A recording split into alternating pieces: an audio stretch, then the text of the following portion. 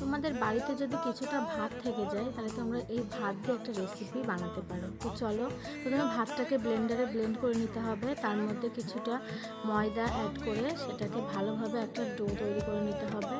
একটা নারকেলকে কুড়িয়ে সেটার মধ্যে একটু গুড় দিয়ে এটা একটা পুর বানিয়ে নিচ্ছি। তারপরে ডোটা রেডি। এবার ডোটা বেলে নিচ্ছি। বেলা হয়ে গেছে, এর মধ্যে কিছুটা পুর দিতে হবে।